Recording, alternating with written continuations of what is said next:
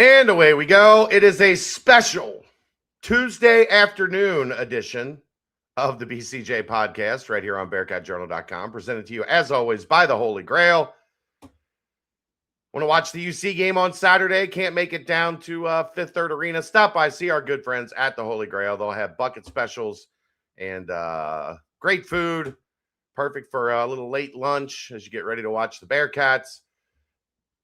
Full bar. And as you know, always, ice cold Cincy Light and 50 cents from every Cincy Light purchased at the Holy Grail goes back into the Athletes Fund at the University of Cincinnati. So support those that support us. More importantly, support those that support the University of Cincinnati. All right, Dave, how you doing this fine Tuesday afternoon? Oh, I'm delightful. The sun's out. It's lovely out. I was out today, so can't complain. It's still cold. I've been out with the dogs a couple times. I have not been working on Keegan with a new project that Keegan's gonna be involved in here shortly that I think everybody will love. Been working on that today, getting ready for the big trip to Memphis for the Liberty Bowl. Yeah. That should be exciting. We'll preview Navy here in a little bit as we get ready. I look. I didn't want to make the people have to watch us Wednesday night during their New Year's Eve, tomorrow night during their New Year's Eve celebrations. I figured this would be a little bit more palpable, Dave. Watching a podcast would be the highlight of my New Year's Eve. I'm not going to do a whole lot just because we're getting up bright and early Thursday and hitting the road, dropping the daughter off in Nashville, and then heading to Memphis. Keegan and I will be there for Liberty Bowl coverage on Friday. So what is the weather looking like? I haven't looked. It's supposed to be temperature-wise nice, but I think there's a chance of rain, which of course not great when you're trying to play the triple option per se. But we'll get to a lot of that. Let me check here. Pull it up and see. But how was your Christmas, Dave? Was your Christmas good? Christmas was good. Santa came to my mom's house and Will screamed, "You're the best." To Santa? Yep. Nice. Leroy 100% disagree, but we'll get to that. It was good. PlayStation was given to Santa, or from Santa to the little guy, so he is a big fan of that, and lots of food as always. I don't know how my mom continues to do it.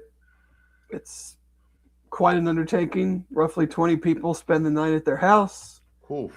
And there's food and, I guess not technically 20 anymore, because some of them go up to our neighbor's house because they're out of town for Christmas. So they let some of us go up there to sleep. Better sleeping quarters at the neighbor's house. Yeah.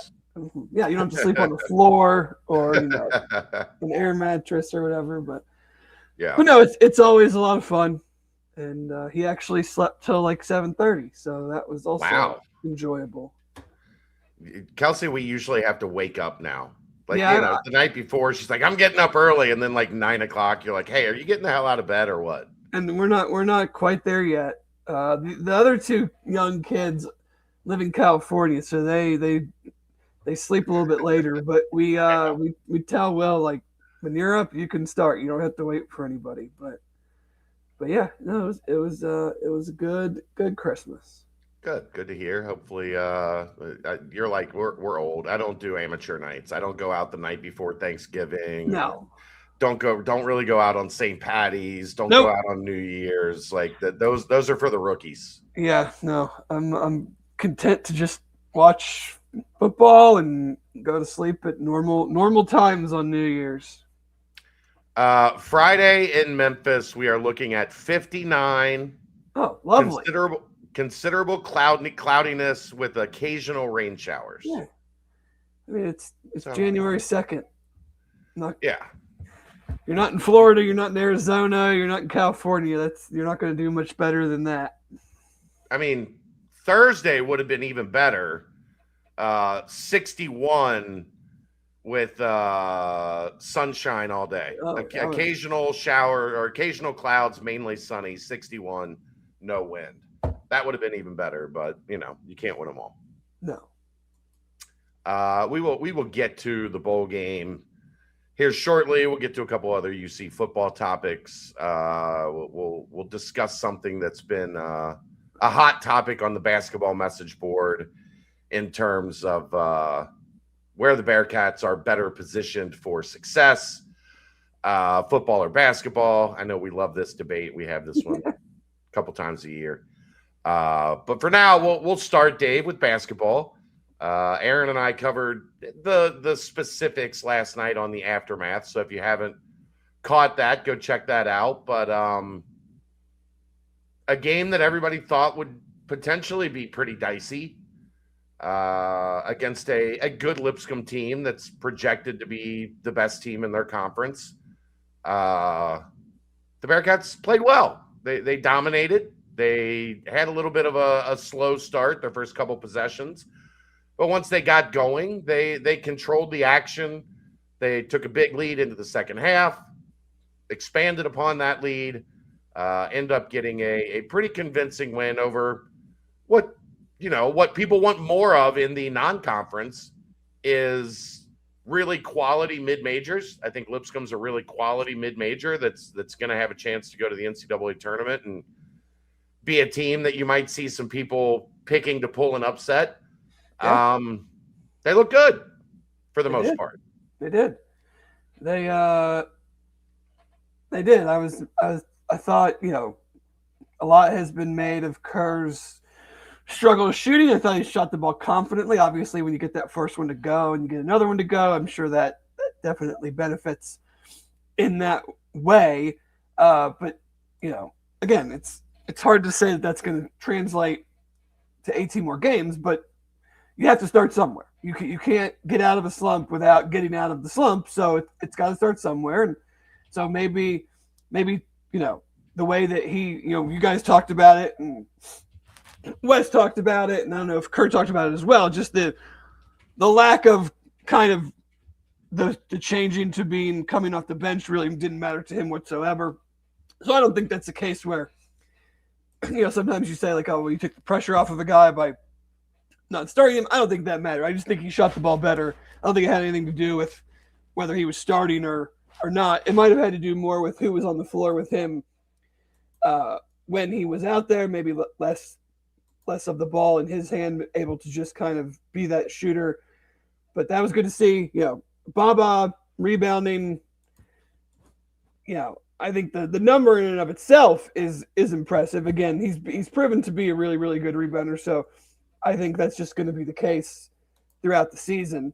Jizzle, again, played a pretty solid, good floor game.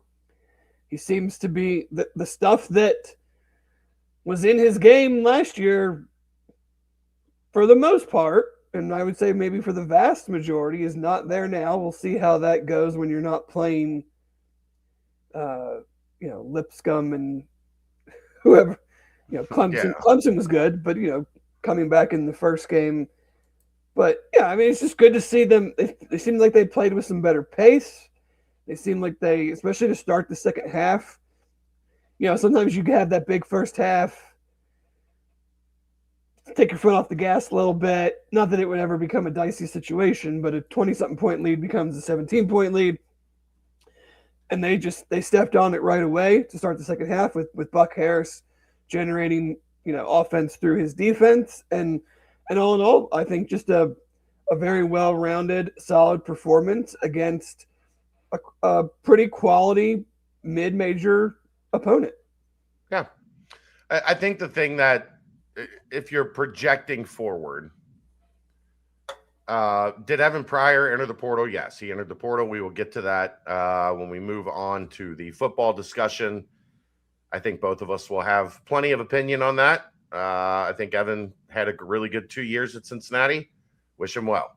This is college football in 2025. But we'll get back to that. I think the thing, Dave, that I feel a lot better about is I at least feel like offensively they don't, now that Jizzle is back and playing at a much more efficient level than he had as a sophomore, especially.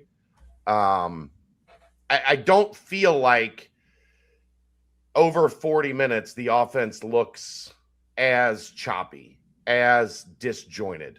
Do I think they're a great offensive team now? No, I don't.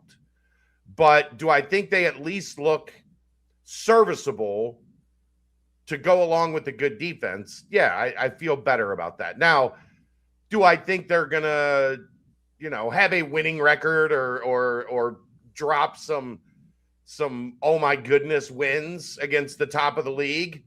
No. But I also think before Jizzle came back, we were looking at this thing going, how do they beat any of the teams that are at their level or below? And at least I feel a little better about that perspective than I did 2 weeks ago. Yeah, you can see that there are avenues and ways that things could go. I won't even say well, but better than the, I guess, 911 emergency that it felt like it was trending towards. I mean, you guys even mentioned it. I don't know if it was in the maybe it was in the aftermath because the game would have already happened. But as well as they played offensively and shot the ball better and rebounded better and scored a bunch of points, they're still 211th efficient KenPom efficiency offense in the country, and that's before you play Arizona, Iowa State, Houston, anybody with a real good defense.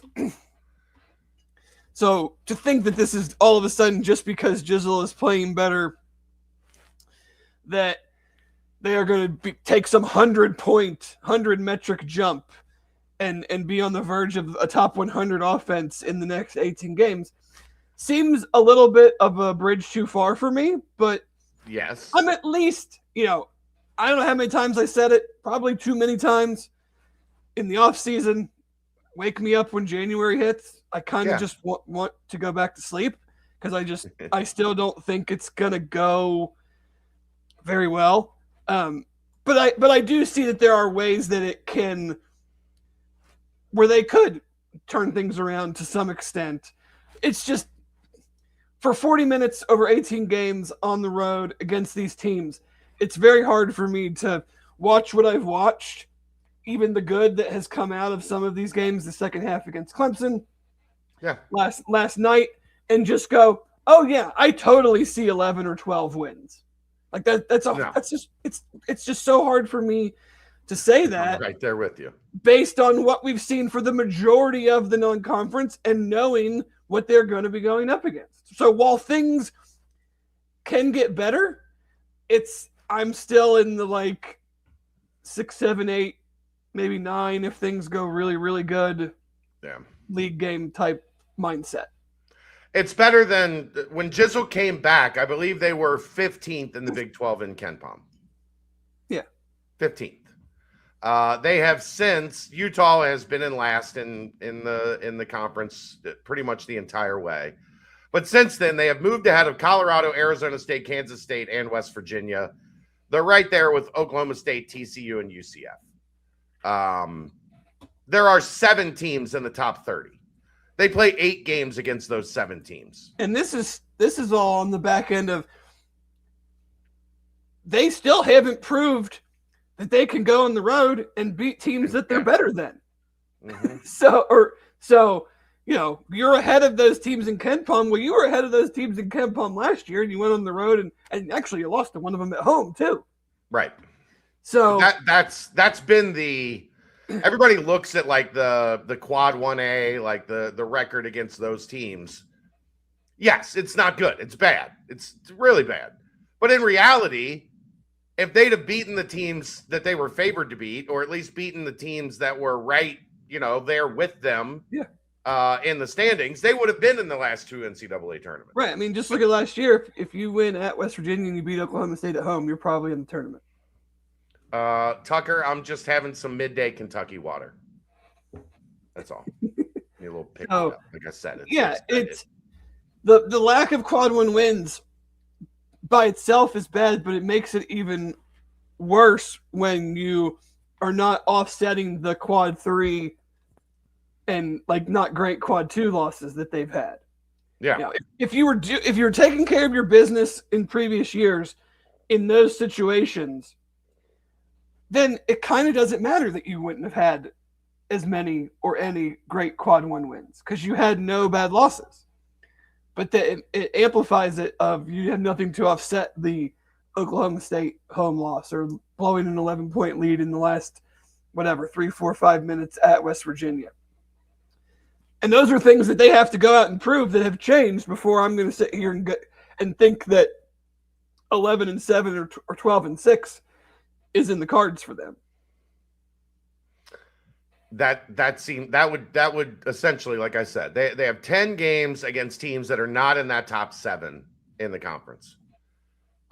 You would have to win almost all of them, if not all of them, and then pick off a couple of the teams that are in that top 30 along the way. I think we all can realistically say that is, at this point, unlikely. Maybe they will surprise us. Yeah. But I feel a lot, I at least feel there's an opportunity for them to surprise us now, a lot more than I felt before Jizzle came back for Alabama State. Like coming off of that Georgia game, that was about as bleak as I've felt about UC basketball in a long time. Yeah. So I see, at least, let's put it like this.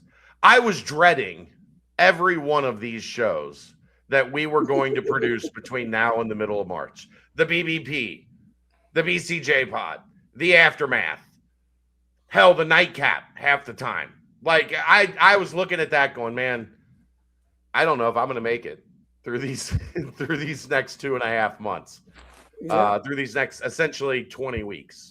You still might not. 10 weeks, 18 games, 10 weeks. I still might not, but I feel a lot better about it now than I did. And so that at least is something to grow on. We introduced, by the way, the TikTok, or not the TikTok, but the Twitter crowd into the podcast today. Figured we were in the afternoon. Say hi to the Twitter crowd. We do not usually broadcast live on Twitter. So if you're there, head to the Bearcat Journal YouTube page, head to the Bearcat Journal Twitch page, like, subscribe, follow, do all those things. You can join along in the conversation from there. But thank you for checking us out on Twitter. I've always liked I know it's hard for all of us because of jobs and life and everything. It's hard for us to do these daytime shows. I like these daytime shows better. Yeah. I think that, people are at work. It's 2:30 in the afternoon. Like, if you can't get all your work done by 2:30, you're pretty inefficient. Well, and it's not hard. I mean, most people, it's not hard to put a headphone in and an earbud in and crank out some emails while you listen to an hour and a half show. I mean, but yeah, I enjoy it. Maybe we can given my current state of affairs, maybe we could start doing some midday shows. I prefer. I would prefer to do more midday shows. I just think the crowd, like when you're at home, you're having dinner, you're putting the kids to bed. Like there's a lot going on. I think during the day, there's a lot more. Still goes into your podcast feed, so you can listen to it whenever you want. But yeah, I mean, I don't love the fact that apparently Houston played like dog poop last night. It feels like this always happens. It feels like the game before Cincinnati, they struggle every time, twice a year. I do like it from a entertainment purposes only standpoint, because UC crushed the spread last night.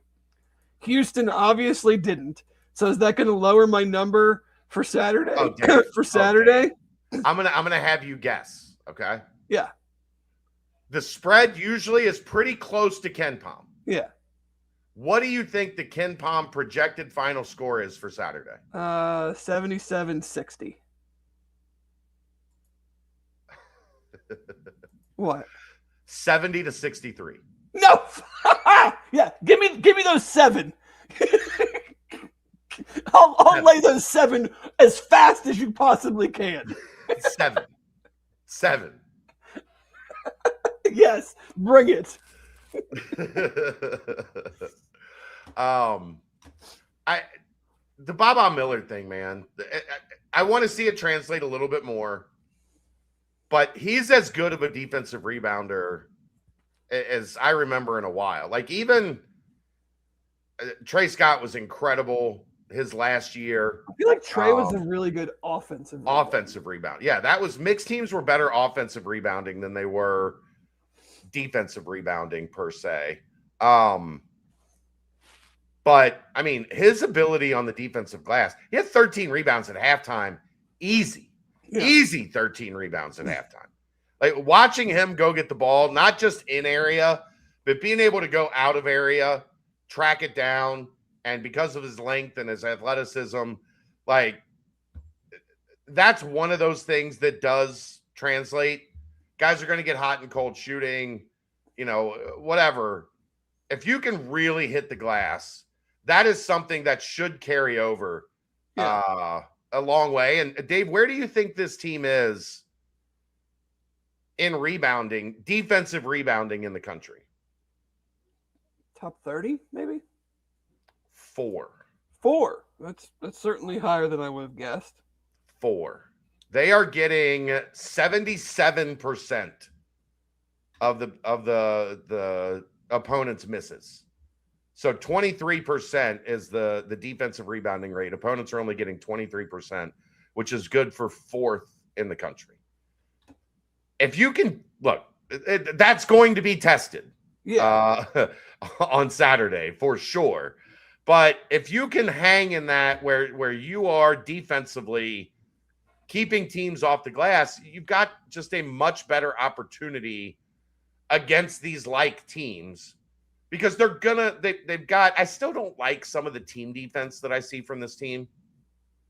It's really weird for me, because it has always felt like Cincinnati's been really good at defense, but it's been more because of their team defense and not because of like their individual defenders. Right. Yeah.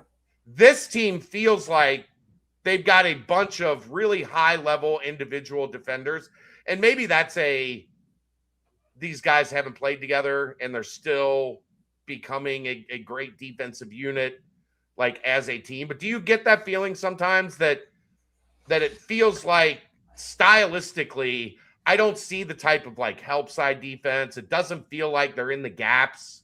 No, it feels like every so often there's a kind of like a broken link of they'll play like a good X number of seconds of a possession, but then if the ball is able to be moved a little bit, then somebody is out of place, or somebody's not quite to help side enough.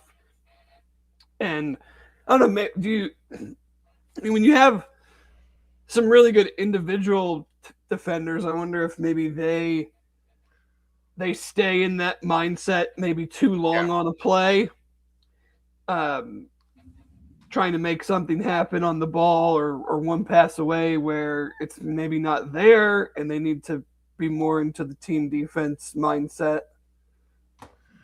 I think some of it is just one, communication. Like, the longer you play together as a unit defensively, the better the communication gets, the better you have an understanding. But I do think there is a little, because individually they're such good defenders, most of them. I mean, Day-Day. I think Jizzle's played better defense. Maybe that's because I'm comparing it to Kerr is not a good defender. Like, just we'll call a spade a spade. Kerr is not a good individual defender.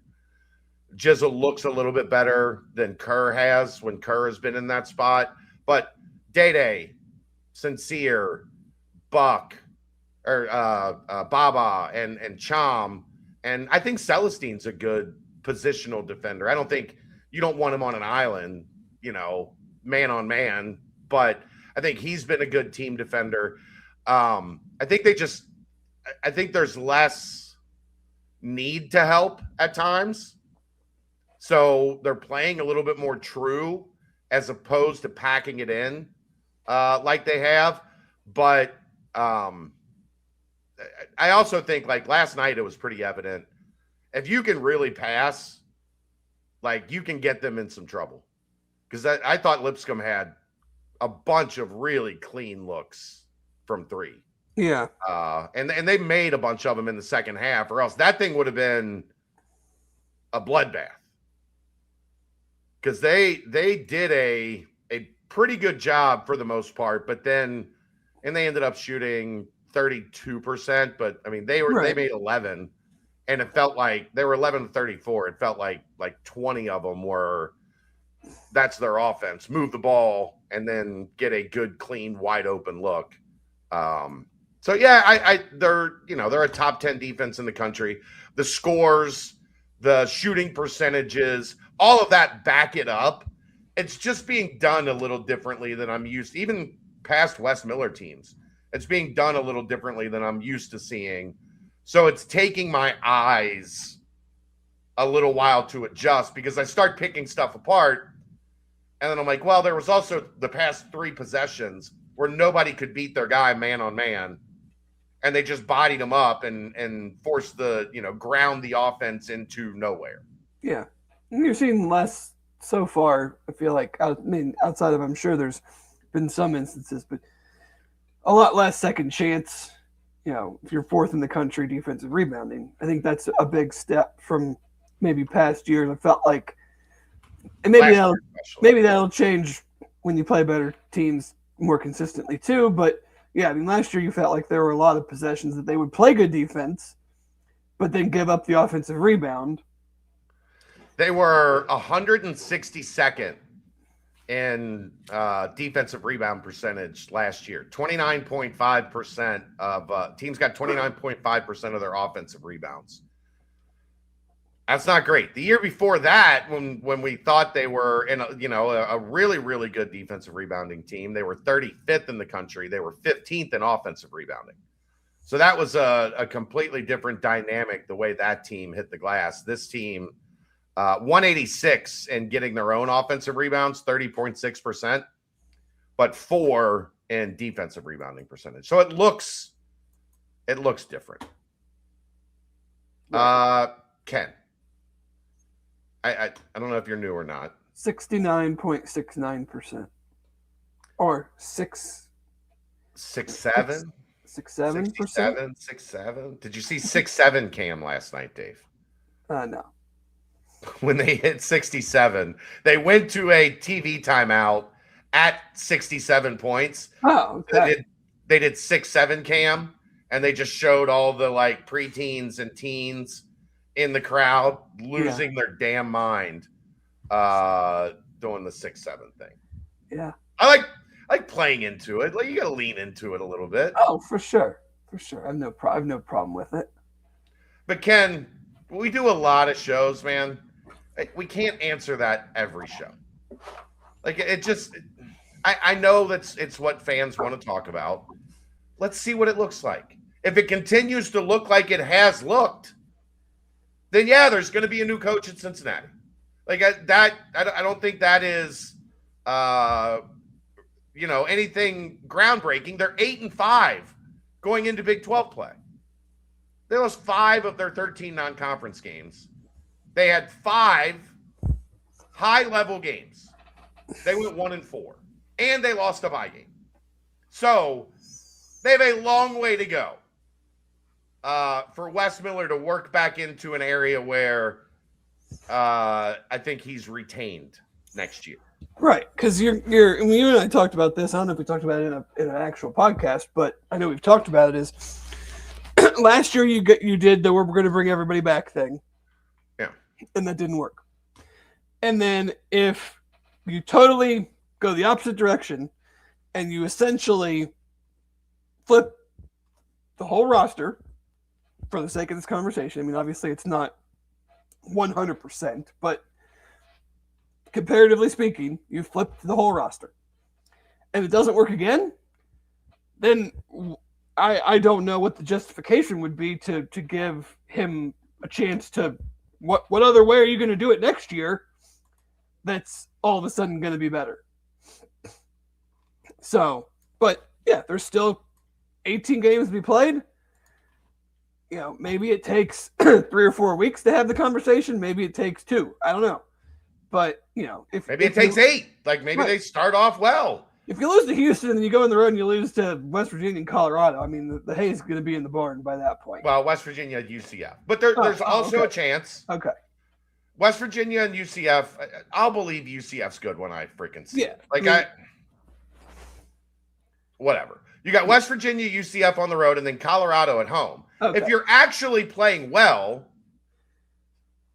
there's a reasonable path to 3-1. I don't believe that it's going to be that, but if you're playing well, you're not playing like last year started out Kansas State, Kansas, Arizona, and whoever, Iowa State or whoever the fourth one was.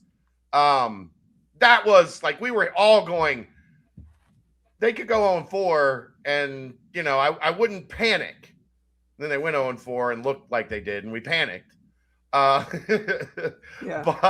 But I mean, that was a reasonable, like you understood the task ahead of them was very tall, those first 4 games. These first 4 games are going to tell us a lot. If they're 1-3 in these first 4, uh-oh. Well, yeah, because you've played one team that is thought to be a tournament level team. Yeah. At that point. So Ken, we know all those things. It's year 5. He has to make the tournament. His path to making the tournament is very long right now. Like we've talked about this before. I think they have to even be in a bubble conversation. I think they'd need to get 11 conference wins. Yeah, at least 11-7 to be even like on the edge of the bubble in the conversation. We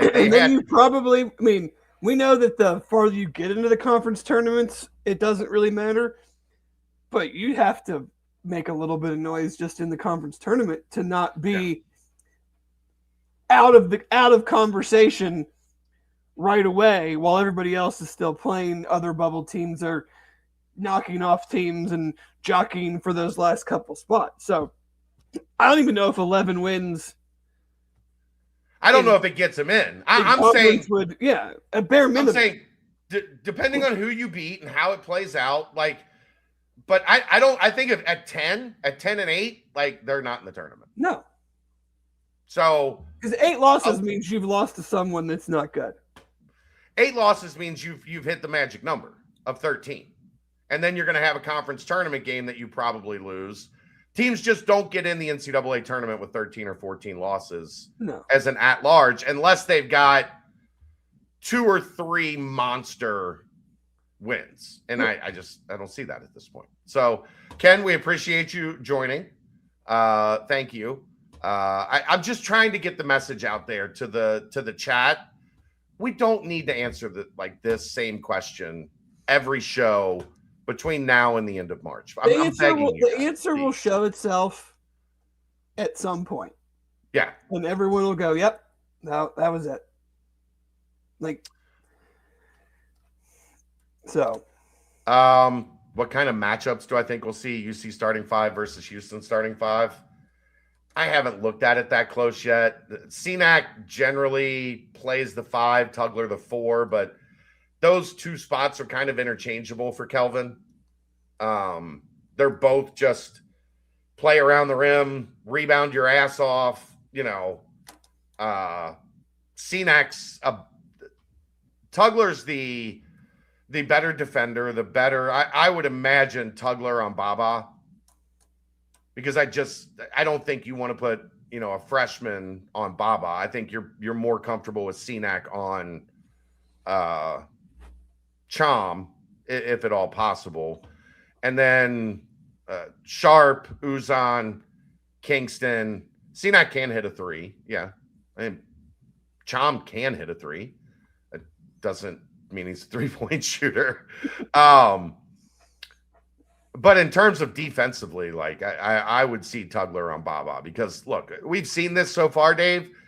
If you can eliminate Baba's effectiveness, this team's in trouble. Yeah. Last night it looked a little different because he was, 7 assists. Like he didn't have to score as much because he was passing it really well. But the times that they've gotten in big trouble, the Louisville game when he got hurt, the Georgia game when he got that stupid technical, and all of a sudden he went from 1 foul to 3 fouls, had to go to the bench. As soon as he went to the bench, Georgia went on a big run. Like it is imperative that Cincinnati has him available and on the floor as much as humanly possible. I don't know. My guess would be you see Buck Harris on Kingston Flemings. You think so? Over Sharp? I think so. I think Sharp is more of a catch and shoot guy, Dave. I don't think you need to have your best man up defender on their shooter. I think you could put Day on Sharp. I think Day-Day's a good enough defender that you could put him on Sharp and he, tell him not to leave him. But have you watched Houston? A little bit. I've seen them a little bit because my other team took it to him. Yeah. Gave him the blueprint. You just need like really good shooter, really good big guy, one of the best freshmen in the country. That's all you need. Flemings and he was really good in that Tennessee game too, wasn't he? Yeah. He was like really the only guy that played well for them. He is a problem. I think he's the best guard Kelvin's had at Houston. Now, he doesn't have the experience and the battle scars that some of those older guards did. But in terms of just sheer talent, I don't think any of those guys had the type of just natural raw ability that Kingston Flemings has. And seems like a great kid.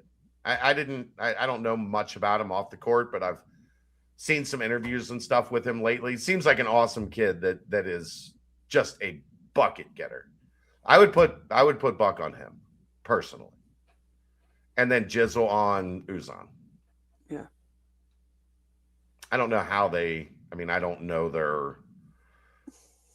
their defensive rotation stuff enough to predict which of those 3 guards will be on which of UC's 3 guards. Yeah. You'd probably put Flemings on Harris because he's a freshman and you don't want him having to defend like a big time scorer. So, and then, pick your poison, whichever one of Sharp and Uzan you put on Jizzle and Day-Day. So that's my my in-depth breakdown. They're really, really good. The annoying part is, Dave, one of the main reasons that I had at least a little hope in this conference opening road game for Houston is because they're so young. They've got the 3 veteran guys, and then most everybody else that contributes is a freshman. Mm. And you're thinking maybe, they roll through the non-con, which they pretty much did. Their numbers don't look as dominant as they have, where they've been. Felt like the last 3 years they were number 1 or 2 in Ken Palm the entire season. They're like 11 now. Really down year. I feel bad for Kelvin. It's been really tough for them. Mm-hmm. I was thinking there's an opportunity to maybe catch them not at their best. Yeah. And then they go out and lay an egg against Middle Tennessee. Not lay an egg, but they won 69-60. Like it, I think at one point in the second half, it was 4 points. I actually had some hope, Dave, as I was driving home. I had the score on my phone, and I looked, and they had gotten up to like 14 or 15. And I was like, all right, they ride this out to a 19-point win, and then Kelvin's not as angry. Right. And we do the aftermath, and I look at the end of the aftermath, and it's 9, and Kelvin's like apologizing to the fans because his team got outplayed and out-hustled and out-hearted. And I'm like, oh, Jesus. We've seen this so many damn times before with this team. Yeah. and then they just come in and they ransack you. Manhoods will be challenged in practice today. Yeah. For all we know, jerseys and locker room access might be taken away. Oh, look, they might not take the bubble off the rim today. There might not be a made shot in Houston's practice today. No basketballs in practice. Well, no, they use the basketballs, but they put these rubber bubbles on top of the rim so that everything is a rebound. Yeah. No matter if you could take the perfect shot and it's a rebound going somewhere. So there might not be a made basket in Houston's practice today. Yeah, give me them points. What do you think? I don't think it'll be 7. I mean, I guess like the problem is that you better get it immediately. Well, yeah. Immediately. Because I bet it would open at like 8.5 would be my guess. Saturday morning, bright and early. And maybe then might be up Friday night. I would keep an eye Friday night just in case. Because that thing, I would have to imagine that thing's going to be bet up above 10 quick. You get Cincinnati's offense that struggled like it has against an angry Kelvin Sampson defense, who's they're only 10 this year in defense. How the mighty have fallen. I know. Speaking of firing coaches. I'll take him.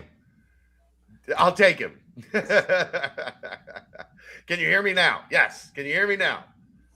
That's a Kelvin Sampson, Indiana joke for anybody wondering. All right. You got anything else? What's Houston's bench like? Young. Yeah. They're very young. Except for those 3 main guys, Tugler, Sharp, and Uzan, they are a young basketball team. So, like I said, I felt pretty good about it if they were coming off like a couple good performances and were feeling good about themselves, but that will not be the case. They're going to come in pissed off. So, yeehaw. You got anything else on basketball? No, I do not. All right. That brings us to our first timestamp, brought to you by Turtles Brew. 0 sugar, 0 carbs, gluten-free, 6% ABV. It's a bourbon-infused sweet tea.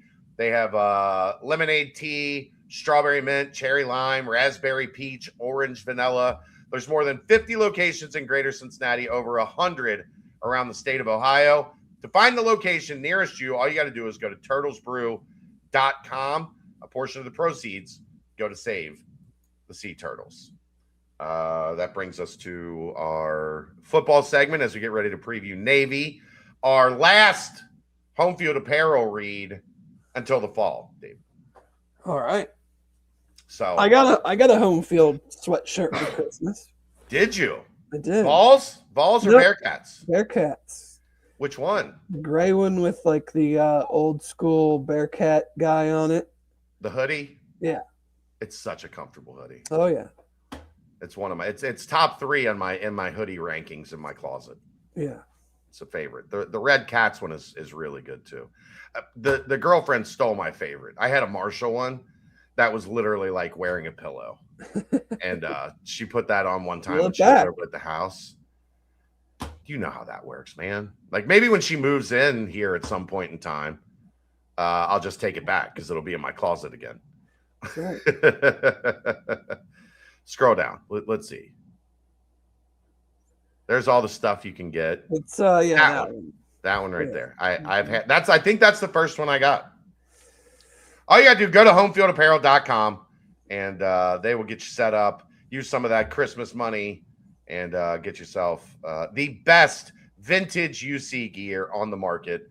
Everything, as you can see on the screen: hoodies, crew necks, jackets, windbreakers, sweaters, everything, t-shirts, the whole 9 yards. Go to homefieldapparel.com. Dave, let's talk about the Navy midshipmen as the Bearcats get ready for the Liberty Bowl on Friday. We have talked about this since it was announced. Not ideal. That's not who you want to play. They are not going to have opt-outs. They are not worried about the transfer portal. They have a star quarterback. They one of the better Navy teams in a couple years, and it's gonna be quite the challenge, as Butch Jones used to say, Dave. It's gonna be a great challenge for the Bears. Great challenge, at least on one side of the ball. Yes, defensively they're not very good, but that might not matter with what we've seen on time of possession this year. It might be 45-15. Yeah, I mean it's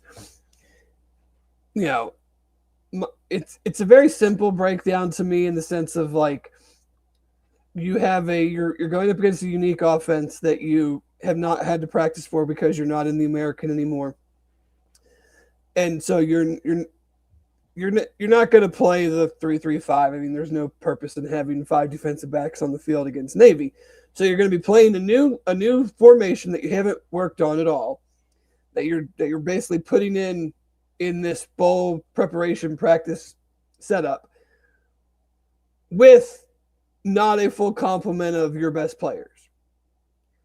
Be it opt-outs, be it transfers, be it I'm rehabbing an injury that I want to be 100% for the combine. I mean, whatever the case may be, you're going into a situation against a unique offense with a new defensive alignment, and you're doing it with some level of depletion.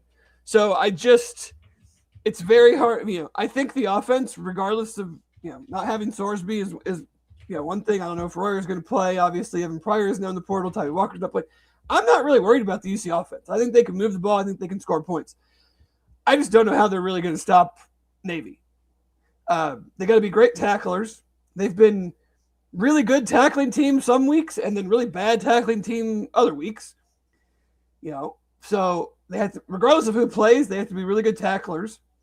But it's just like, I'm not saying no excuses, but you'd be out of your mind to think that these things that are the challenges that they have going to this game from a defensive standpoint, that they're going to be successful.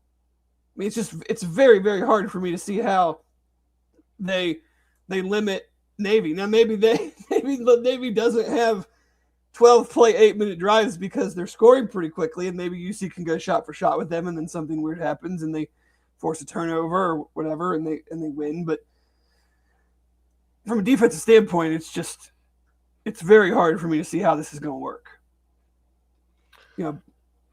Blake Horvath, like I said, very good quarterback.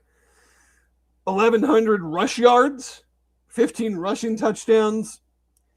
He has a running back / wide receiver. You can actually call this guy a wide receiver, Eli Heidenrich. 46 catches, 877 yards, and 5 touchdowns, on top of 67 carries for 437 and 3 touchdowns. So, I mean, that's a 1,300 total offense guy with 8 touchdowns. Leading rusher outside of Horvath, 800-something yards and 9 touchdowns. Like, they have a good offense.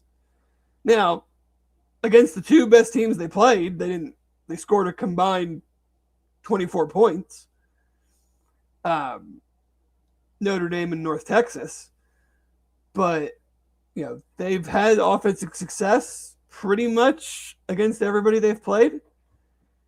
So just a real tall task. Notre Dame was really the only, I think they only had 200 yards rushing that day, which, by the way, as long as Marcus Freeman is at Notre Dame, you bet Notre Dame on Notre Dame Navy, because Marcus Freeman, since that first year here, when Navy ran for, I think, 2,300 yards in that game, every game has been somewhere between 100 and 200 yards rushing for a team that usually gets 350, 400. Yeah, from an offensive standpoint, UC, and now obviously UC has other players that are not going to be playing that change this, but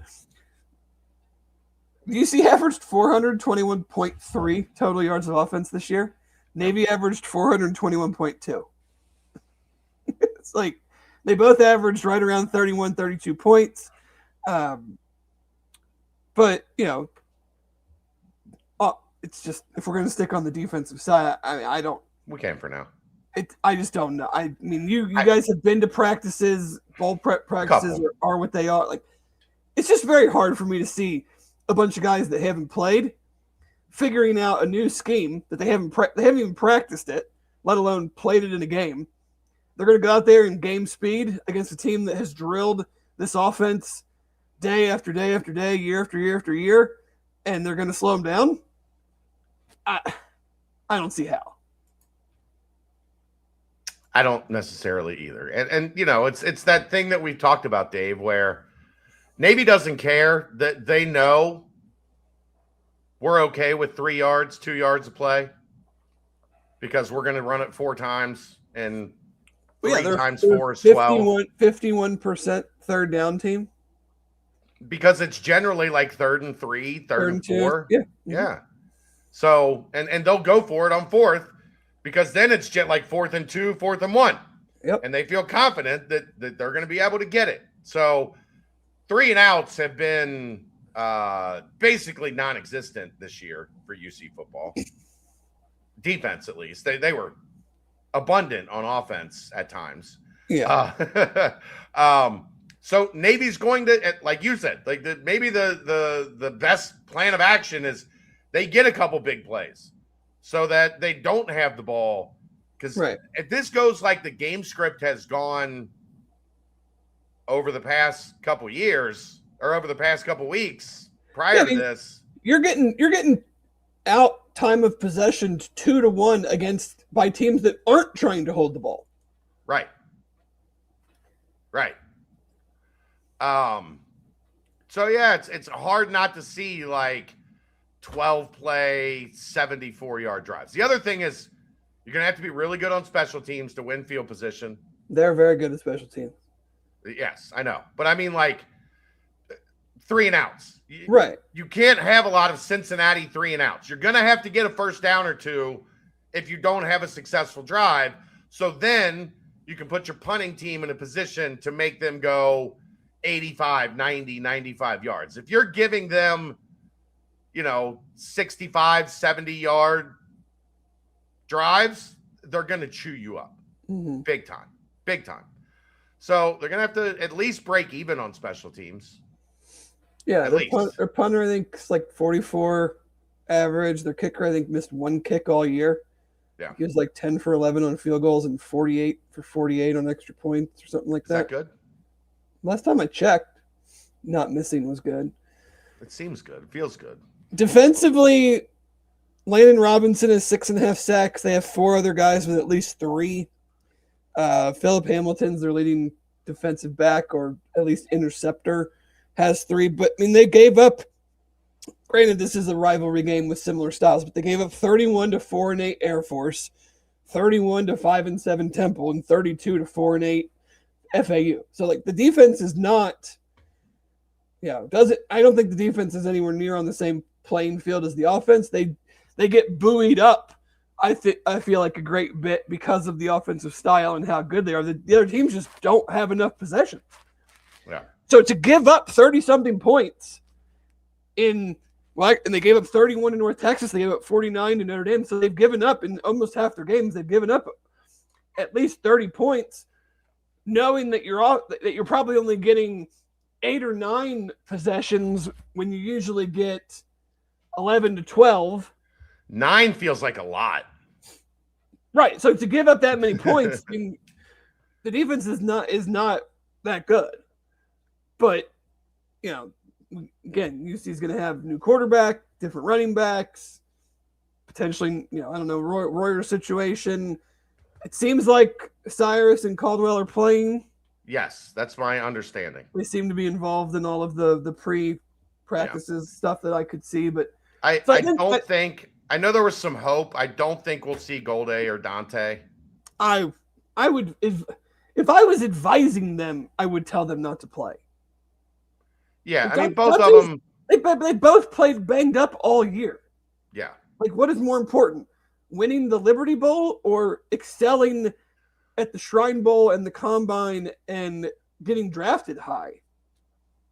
Like, But both of those guys are just football. Like, they're football guys. Right. That's why sometimes you need someone to tell you the bigger picture of things. Yes. I don't expect those two. I do expect Royer. I do think you'll see Cyrus and Caldwell out there. They were obviously hopeful that they could get things ironed out with Evan Pryor. The team left today. Pretty clear that did not happen as Pryor announced his intentions into the portal. Yeah. Look, he had a really good 2 years here. I think he is the epitome. Like, he is exactly what you want in an RB2.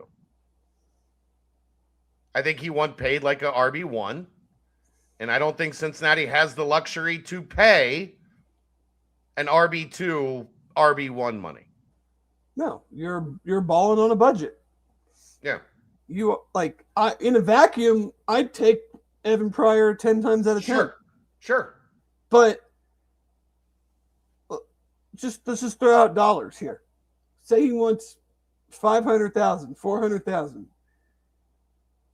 UC is not in a position to give a running back $400,000 when they could give two other players, or however you want to cut up that money, when you're trying to rebuild a defense. And every college sports is now very much like pro sports in the sense of we talked about this somewhat recently. Like, I don't call it the pro model because in the pros, not every player is a free agent every year. But every team does have some level of salary constraints. And if you're trying to build a team, running back is very, very far down on the list of where I should allocate my dollars.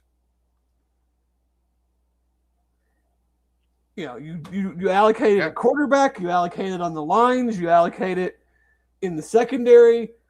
I'm not saying running backs are a dime a dozen, because they're not. I mean, for every Isaiah Pacheco, who was the 7th rounder that was in the Super Bowl, there's a Bijan Robinson that I think every NFL team would love to have Bijan Robinson and pay Bijan Robinson whatever Bijan Robinson wanted. So it's not that the position has zero value whatsoever. But if you're asking me, or you're asking Zach Grant, you have $400,000. Would you rather give it to a running back or two corners? Or one corner and here's an extra $100,000 to add to some other position? Like, I know what he's going to pick 10 times out of 10. And most people would do the same thing. So keeping Evan Pryor is a luxury, not a necessity. And they are not in the market of spending this luxury dollars right now.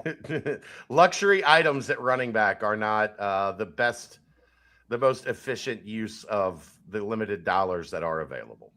So it sucks. I mean, I thought he was very good in his role, but he's not a 20 carry a game guy. He has an injury history. I felt like Zion Johnson showed what he could be. Yeah, I'm really high on him, and have been since he got here. I won't say I think it's far too early to try to project some, 1,000-yard season or whatever. But it's like, just compare the two. I don't know what they got to pay Zion to keep him. I'm sure it's something, but would you rather pay Evan what he wants and take away from somewhere else, or pay Zion what you need to pay him and then add to somewhere else? Right.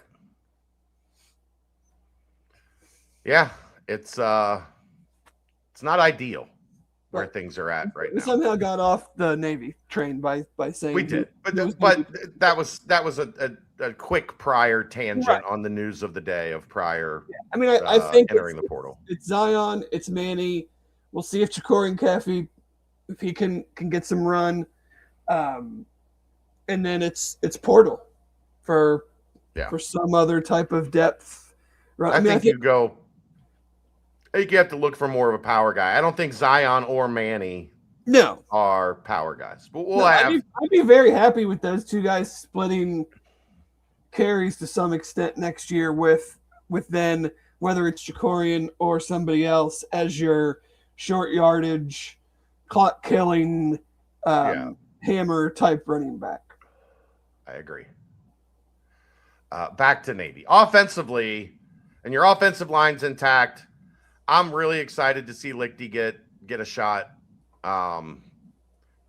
We have seen. I think he's going to play well. I do too. You're not. My big concern would be: are you playing a team that really gets after the quarterback, right? Where he's not going to be able to get into a rhythm. Right. If you go 3 and out, you don't have the ball for 9 minutes, and then you can't sustain. You can't sustain drives. You're back. Oh, sorry. If you go 3 and out, you go 3 and out, you give them the ball, they go 9-minute touchdown drive, you get the ball back, you don't sustain anything, you give them the ball back. The offense is going to be on the field for about 4 minutes in a quarter and a half. Yeah. So it's going to be very hard to get into any rhythm or put anything together if you can't get off to a fast. Like, this is a game. If I'm winning the toss, I'm taking the ball first. I'm not letting them eat up the first quarter and potentially go up 7-0 with 5 minutes to go in the quarter, and we haven't even seen the ball yet. So, I want to try to. My offense is, if UC's going to win this game, it's going to be because the offense plays really well, and you got to give them more possessions. Because if you want to play let's do the double dip thing, it might not even be a game at that point to where that matters. Right. Royer is playing tight end. He is playing in this game. To everything I know, Joe Royer plans on playing this game. Now, you might see more Grover. I'm sure he's not. I'm sure they're going to play Grover, Zahersky. You might see Smith in there. It'll be Grover and Zahersky. Yeah. If you don't see Royer and Gerd. Like, you got 4 guys. Yeah. They never throw to the tight end anyways. Lichty's at quarterback. Maybe Lichty pulls the trigger to the tight end a little bit more. I don't know. But, maybe he doesn't have Cyrus in his ear as much as Sorsby did. Yeah. So, offensively, I think they'll be fine. But like you said, my point before you cut out, Navy's not a get after the quarterback defense. And Cincinnati is returning their entire offensive line. So I feel a lot better in Lichty's situation than if they were playing a team that really got after the quarterback and was going to make him, play quick, out of rhythm, out of system. Like if they were playing Utah. Right. So I do think Lichty's going to have some time back there to throw. I do think he's an accurate quarterback. That's always, that's his nickname for the human jugs machine. If he gets comfortable and is able to sit back there and make plays, I think he's going to be fine. And I think, I do believe Zion Johnson is going to be like the main guy in this rotation. And I really like Zion Johnson. I really do. I think he has a chance to be one of the long lineage of really good Cincinnati backs. Do I think he's going to be like Isaiah Pede or Jerome Ford? I'm not saying that, but I do think he has a chance to make that, initial statement that I got next. Put the ball in my hands. I'm gonna be a guy that can make plays here. So offensively, I'm not super worried, but like you said, the thing we don't know, how long does it take to get Lichty in rhythm?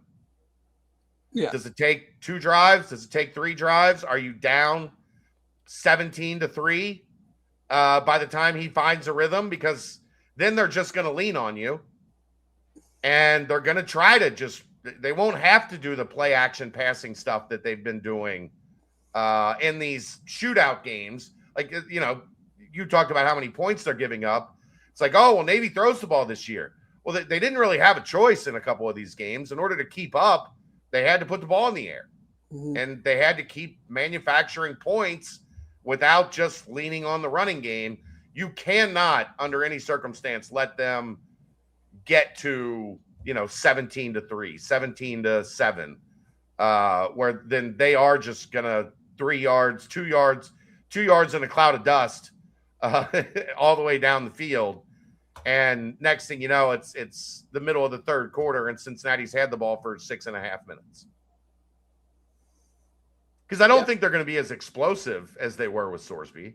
Probably not. Or they're, it was 7.5, 8, almost 8 yards of play pretty much the whole season. I think that's probably a little much to ask for, don't you? I think so. So, what's Dave's prediction here? Like 38-28.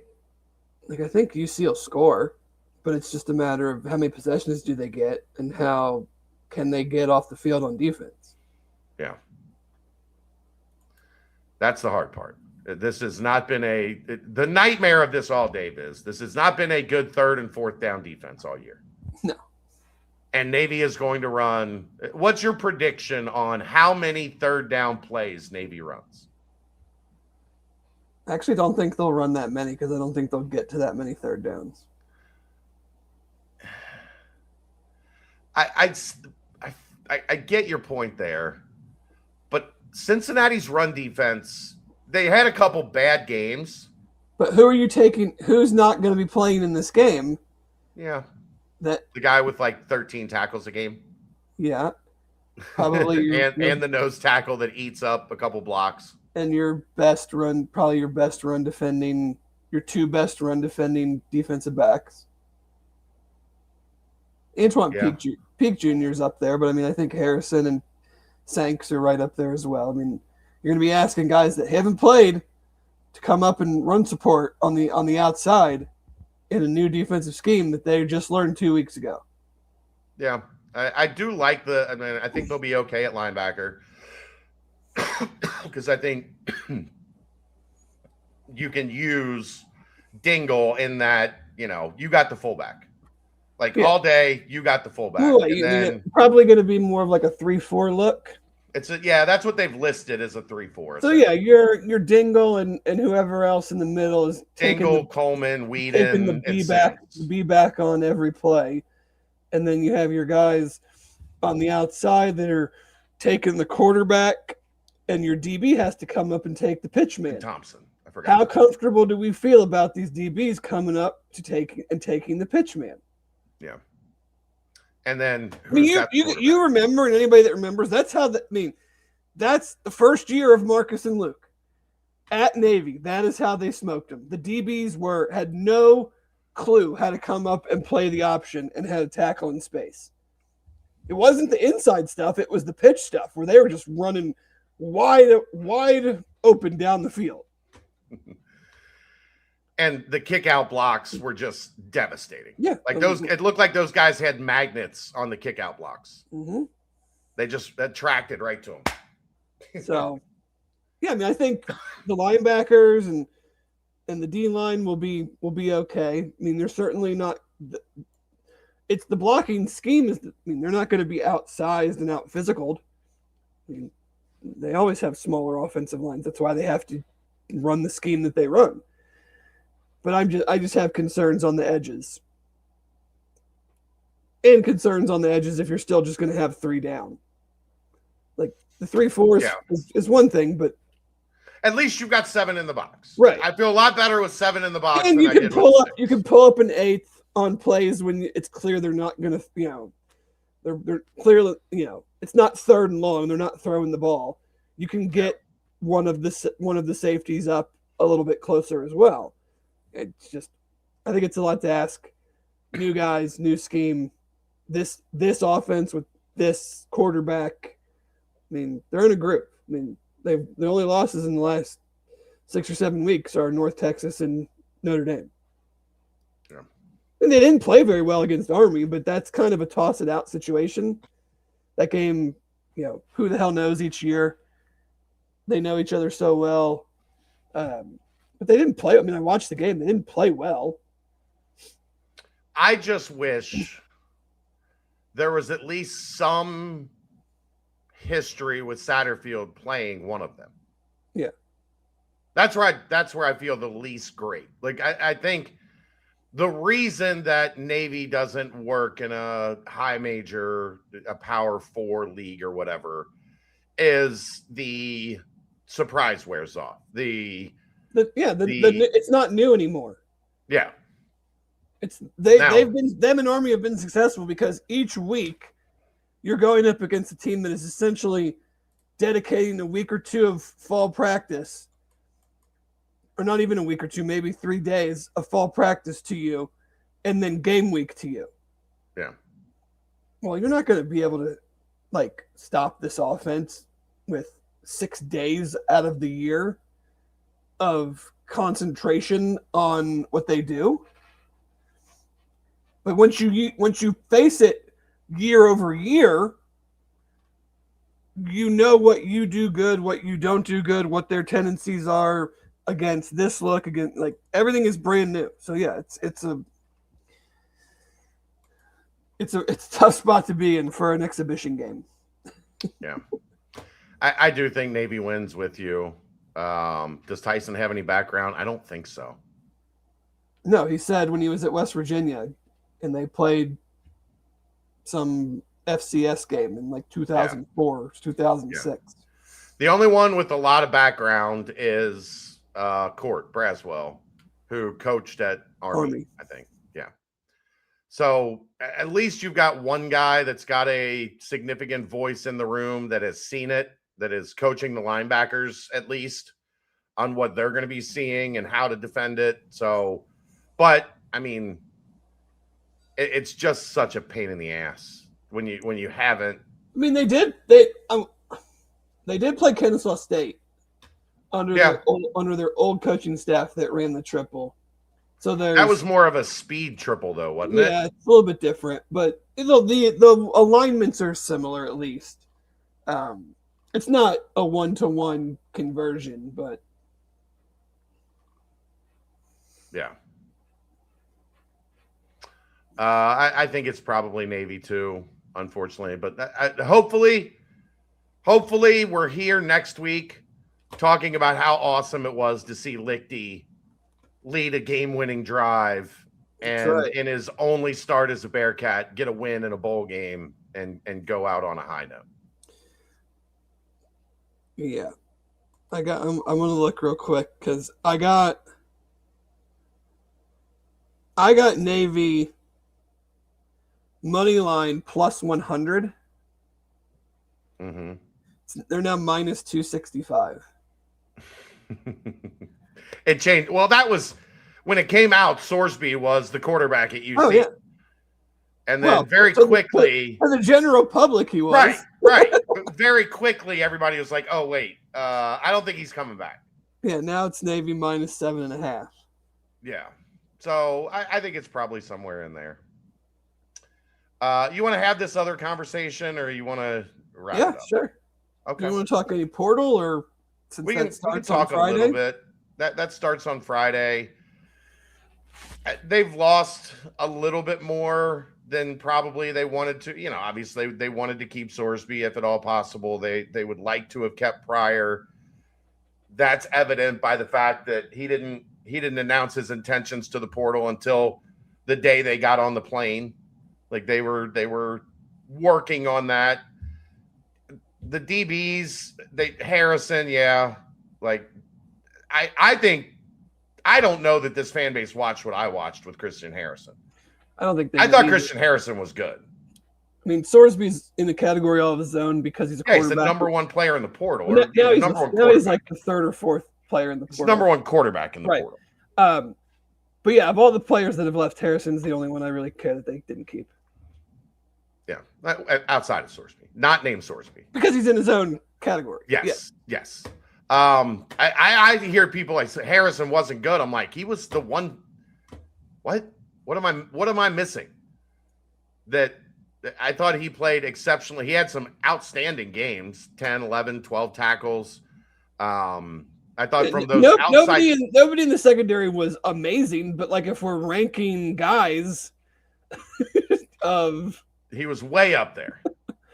I'd like this guy to come back versus no, it's okay that he leaves. He's certainly in the I'd like him to come back category. Mark, I appreciate you telling me not to listen to any of your opinions on football players. Thank you. Like we said with Pryor, would have been nice, but it's more of a luxury than an absolute need. And you can go out in the portal and there's running backs out there. There's a lot. There's a lot.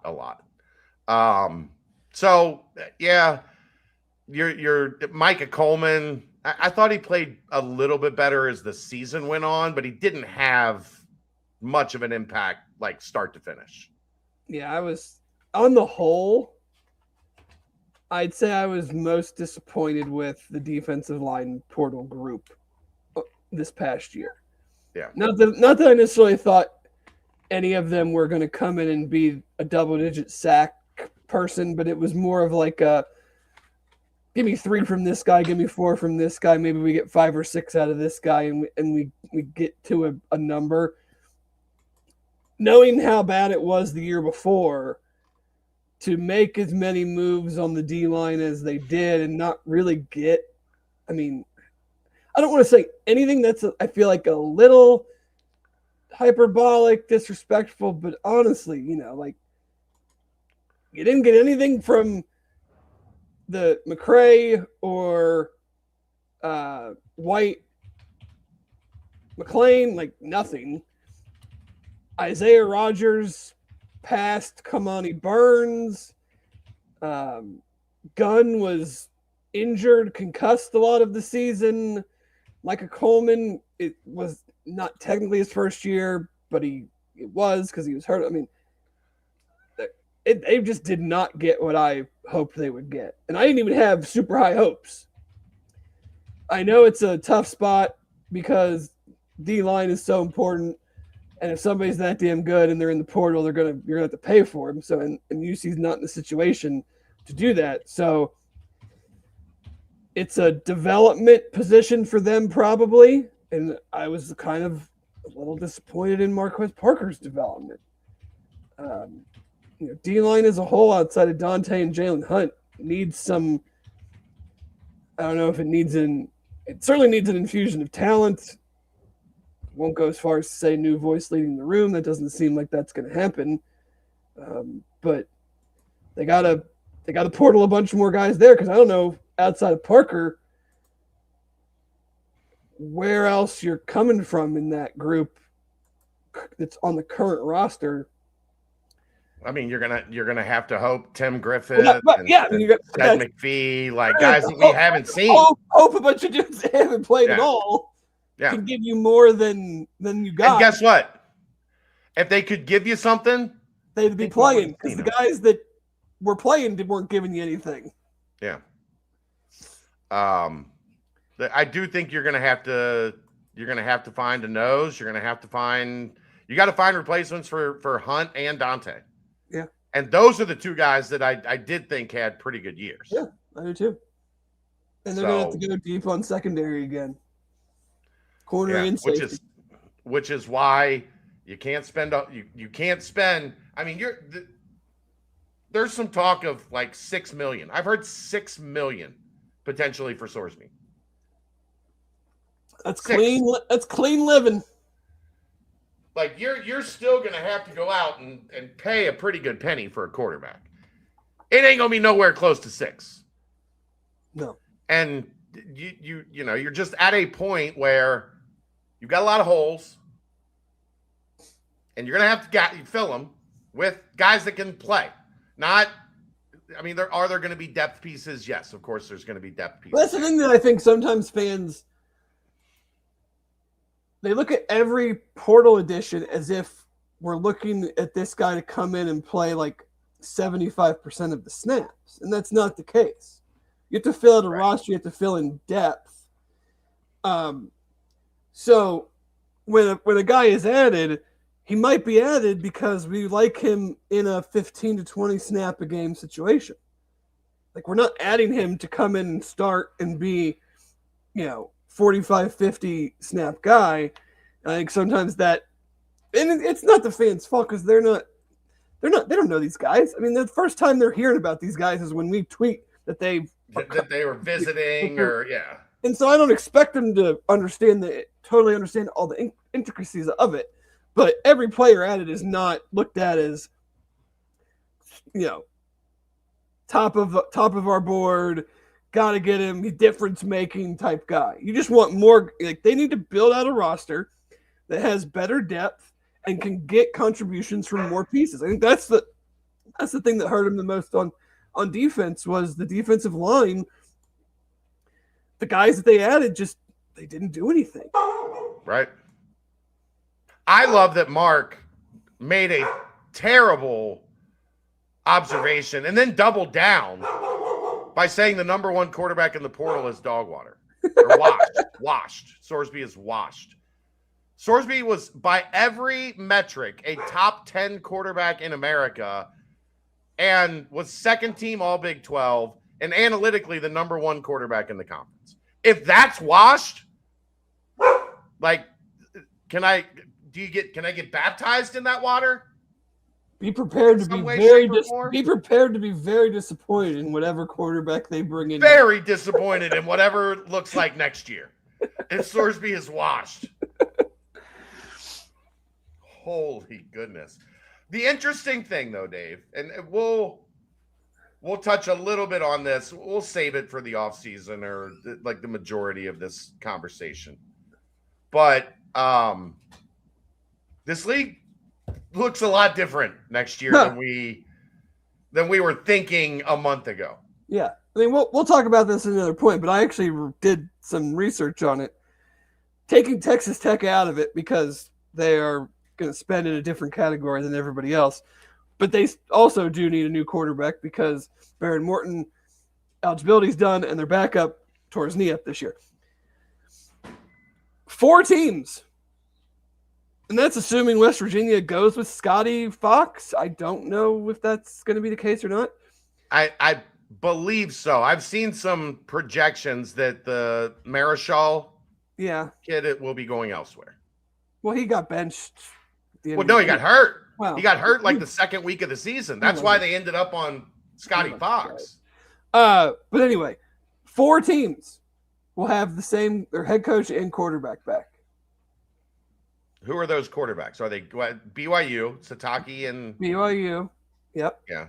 Arizona, Brent Brennan and Noah Fafita. Fafita's back again? Yep, he's only a junior. Wow. Houston, Connor Wegman is back with Willie Fritz, and then West Virginia. And I'll throw Texas Tech in there because the coach is back, and they're going to buy Sorsby or buy whoever they want.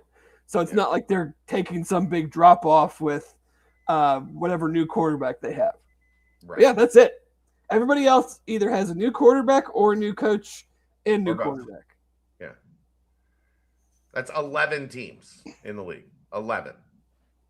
It's why I'll touch on this a little bit, but the people that are like Cincinnati has to throw disproportionate money in basketball because they will never be successful in football.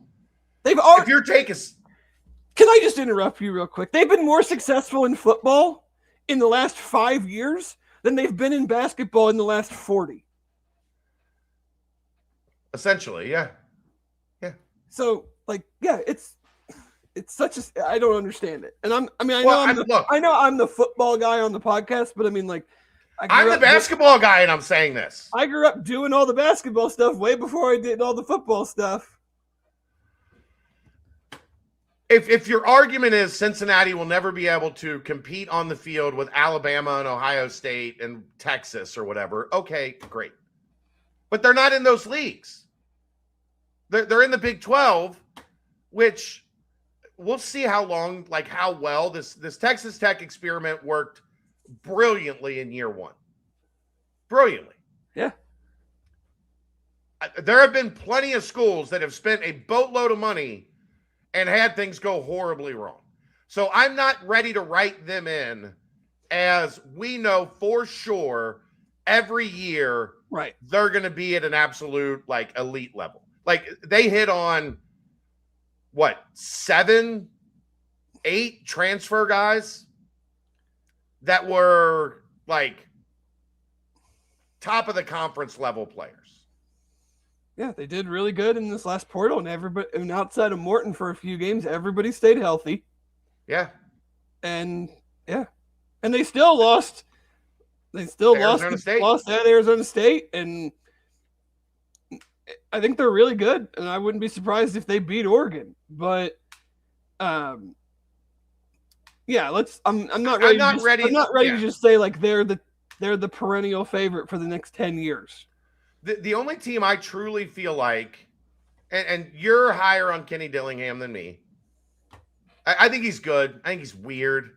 I think we'll see how that looks without Sam Levitt and Jordan Tyson, Scattaboo, and Tyson. Like, they've had a couple over the past 2 years. They've had some ridiculous talent, like top of the conference talent. Oh yeah.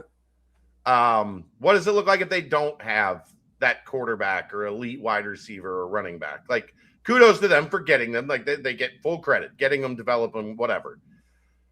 But the only team I feel comfortable saying I think they're going to be right there near the top for the next 4 or 5 years, as long as Satake stays, like, it's BYU. Yeah. They have a system. It works.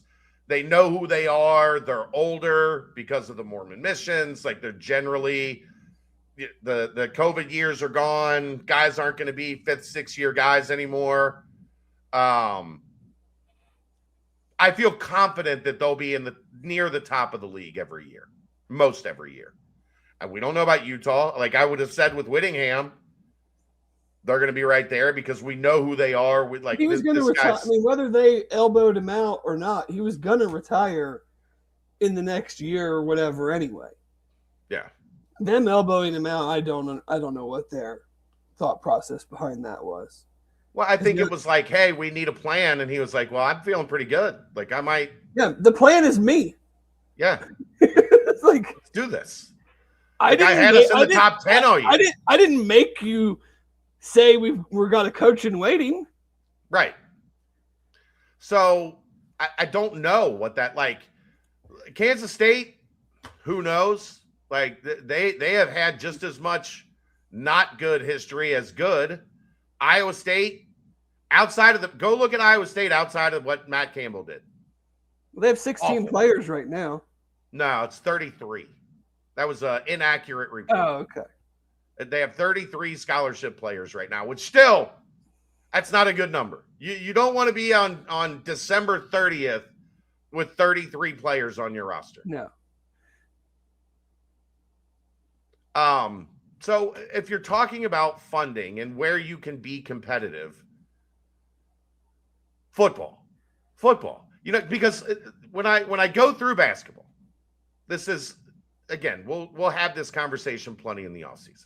When I look at the Big 12 in basketball, you have 5 of the top 15, 20 coaches in the sport. Easy. Bill Self, Tommy Lloyd, Kelvin Sampson. I think Otzelberger is right up there. Scott Drew has won a national championship. And then you have BYU and Texas Tech, who money is not an issue. That is 7 teams that you're going to have to navigate being better than regularly to be a factor on the basketball side. You have diametrically different sports too. The football side of the Big 12 is the most volatile conference probably in the country. Yeah. And the basketball side is probably the least volatile conference in the country. I would agree, because those 7 teams are going to be at the top. Yeah. Football is on the verge of expanding the playoff to some number. I think that's dumb. I think 12 is perfect. But they're on the verge of expanding it, which if I'm UC, I'm going put more money into football because our conference is incredibly volatile. We're now giving more opportunity to make the playoff. If now we can get 2, maybe 3 Big 12 teams into the playoff. There is not 2 or 3 Big 12 teams that feel like they have a ironclad stamp on a position in the playoff, like an Ohio State, Oregon, like a Alabama, Georgia, whatever, those 3 teams could be 2 or 3 teams could be different every year. Yeah. And just the fact of, let's be honest, if this whole thing blows up in the next 5, 10, 15 years, and the NCAA goes away, and all these schools come together to form, the Super League or whatever you want to call it. Your success in basketball will literally have zero to do with who gets into this conference. UC already has a very small percentage chance of being included in any regrouping of how college athletics is done. If there's tiers made up or divisions made up or what have you, already have a small chance of that.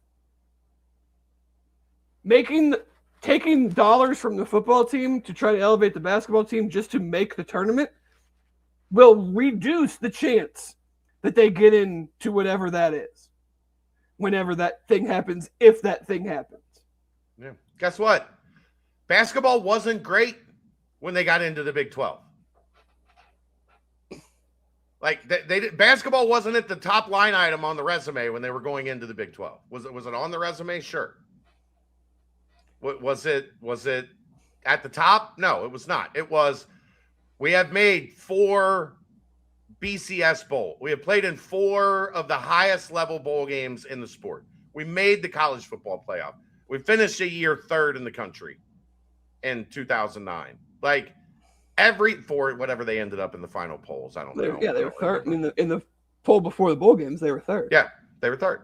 So there is proof of concept there. That's just such a great point to bring up. Is they were Colt McCoy holding onto the ball too long, and Ndamukong Suh maybe not holding onto the ball long enough, and Ndamukong Suh rushing too hard away from playing for a national championship 20 years after they thought about getting rid of the sport at the school.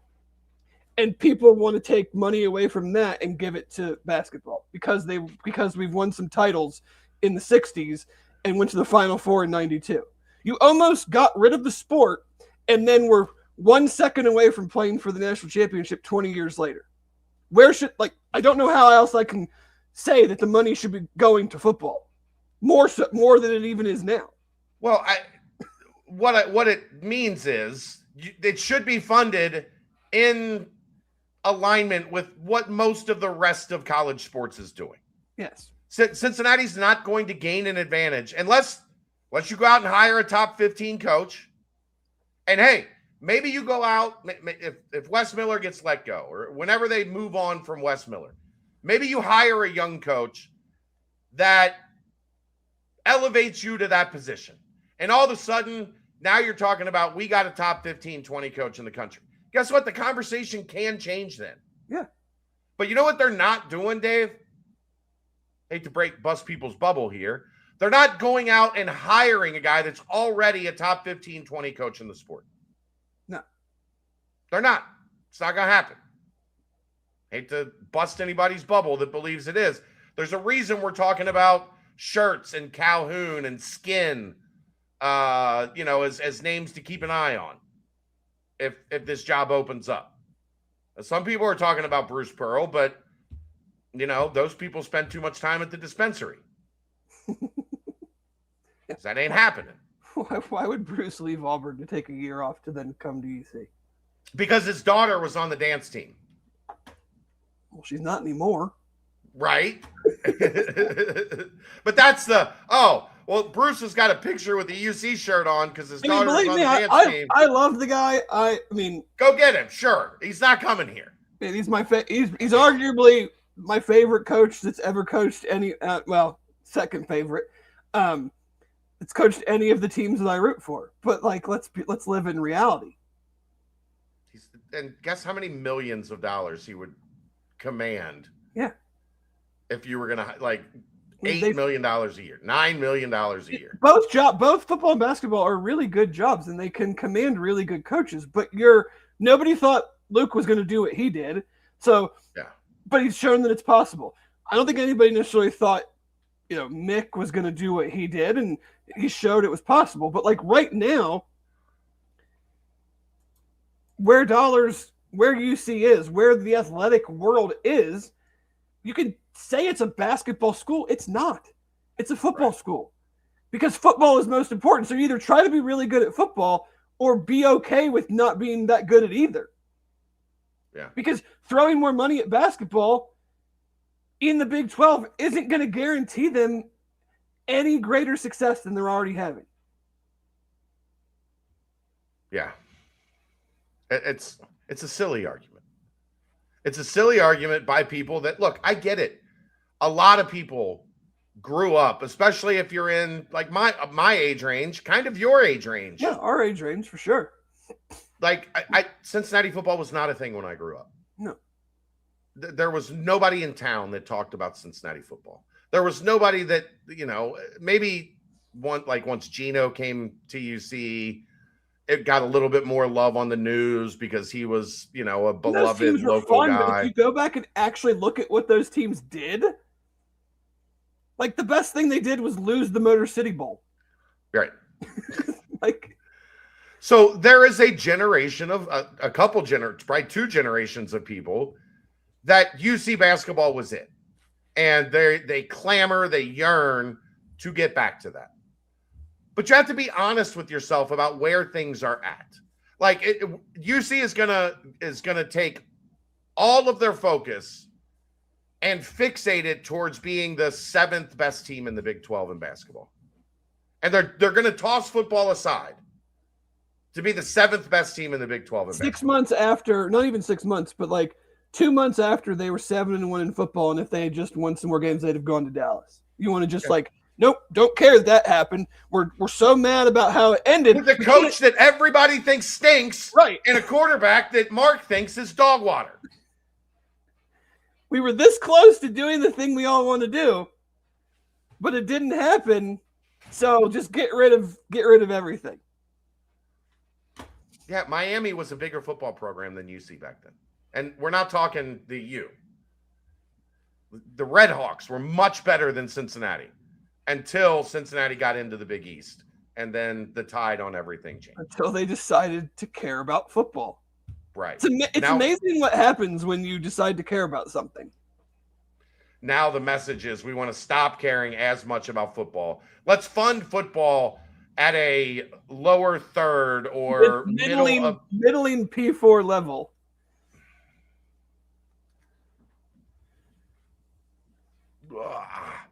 Well, Dave, I think that was a delightful way to spend a couple hours on a Tuesday afternoon. I do too. I want to thank all of you for joining us. Go watch my Vols here in an hour and a half.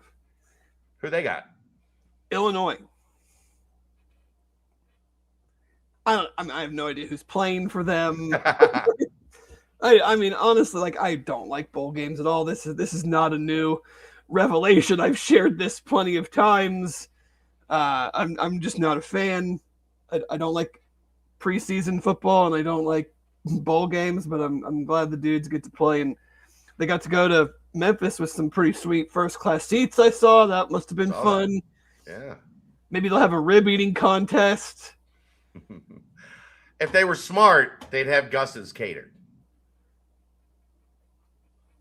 Do you want to eat a bunch of hot chicken before you go play a football game? Well, they'd have tomorrow to digest it. Tomorrow and Thursday. You're telling me that can't linger? You're out there straining. You're out there straining on a block, and it's the best fried chicken on the planet, Dave. Some things are worth it in life. Some things are worth it. Does Cunningham care about either? I don't know, Kenny. Nobody's heard from him. No one knows where he's at. About that search warrant. That's going to wrap it up. Thanks to everybody for tuning in on a Tuesday afternoon. We'll look to do this more. Maybe that we'll mix it up in the spring and summer a little bit, Dave. Do some afternoon shows to mix it up. Yeah. But that's going to wrap it up. We appreciate all of you for tuning in. This is the BCJ Podcast presented by the Holy Grail right here on BearcatJournal.com.